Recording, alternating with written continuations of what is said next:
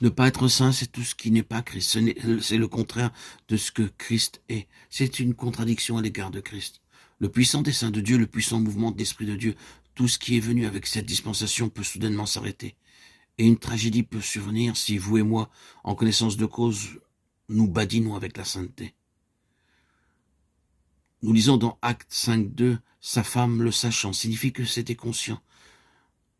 Saphira savait. Je ne parle pas ici du manque de sainteté, et qui est notre état commun en général, sans pour cela chercher des excuses ou vouloir en minimiser son importance. Ce que je veux dire, c'est pécher délibérément en présence du Saint-Esprit. Ananias et Saphira ont délibérément décidé de donner au Seigneur une partie du montant de la vente, mais en la faisant passer comme étant la totalité.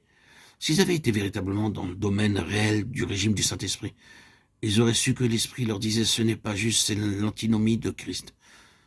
Ne pouvons-nous pas dire en toute confiance que le Saint-Esprit avait dû les avertir? N'y avait-il pas ces deux voix qui, de manière non audible cependant, se faisaient entendre en eux, l'une mettant en garde à l'égard du mal et l'autre incitant à la tromperie, la voix de l'Esprit et la voix de Satan? Ils étaient disposés à entendre la voix du tentateur et Satan remplit leur cœur. C'est de ce manque de sainteté que nous parlons ici. Nous sommes dans la dispensation de l'Esprit. Si nous sommes véritablement dans le domaine de cette dispensation, c'est-à-dire du Saint-Esprit en nous, il nous parlera. Si nous le voulons, nous pourrons connaître la pensée de l'Esprit concernant ce qui est bien ou ce qui est mal. La vie de l'Esprit s'arrêtera si, sans une entière sujétion à l'Esprit, le Seigneur a été très clair en mettant en œuvre les principes pour cette dispensation. Il ne nous laisse pas dans l'incertitude à l'égard de ces situations. Oh, quelle trace des génies de contester avec le Seigneur sans se remettre en cause. En voyant l'importance d'une telle question, nous devons comprendre l'arrière-plan de tout cela. Nous n'avons pas suffisamment de motifs pour considérer cette question de la sainteté, à moins de la voir dans un ensemble beaucoup plus vaste. Si c'est uniquement quelque chose de personnel en relation seulement avec nous-mêmes, nous pouvons très bien ne pas agir en conséquence.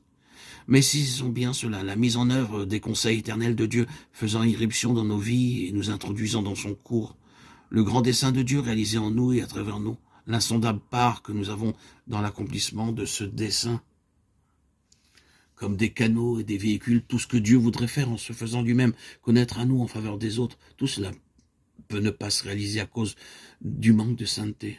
Oui, un ministère particulier, un puissant ministère d'une grande envergure peut être mis de côté. Le Seigneur, à cause de sa propre nature, devra le mettre de côté. Cela se produira si nous persistons dans une chose au sujet de laquelle le Seigneur nous a parlé sans que pour cela nous ayons réglé la question concernée. C'est un arrière-plan redoutable. Le psalmiste a déclaré « Je sais, ô Éternel, que tes jugements sont justes, c'est par fidélité que tu m'as humilié » Psaume 119-75. Qu'est-ce que cela signifie? De manière évidente, il est passé par de sérieuses controverses avec le Seigneur. Et en voyant tout ce que cela impliquait pour le peuple du Seigneur et combien l'honneur du Seigneur était concerné, il a dit « C'est seulement à cause de sa fidélité que le Seigneur me discipline. Il doit être fidèle à son égard et envers moi, et ne pas me délaisser. Et il doit aussi être fidèle à l'égard de sa propre nature, de sa propre justice, car tout cela est intimement lié. » Que le Seigneur nous montre ce que cela signifie et nous accorde sa grâce. Nous devons prendre garde dans cette marche sainte avec Dieu. Nous devons cesser toute polémique avec lui parce que beaucoup découle de ça, de cela. Ceux qui demeuraient à Jérusalem et leurs chefs n'ont pas voulu s'ajuster dans tout ce qui les opposait à Dieu, et ils furent mis de côté.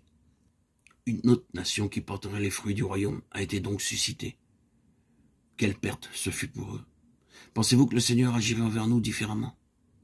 Ce ne sera pas notre salut qui sera remis en cause, mais certainement notre vocation et tout ce qui en découle.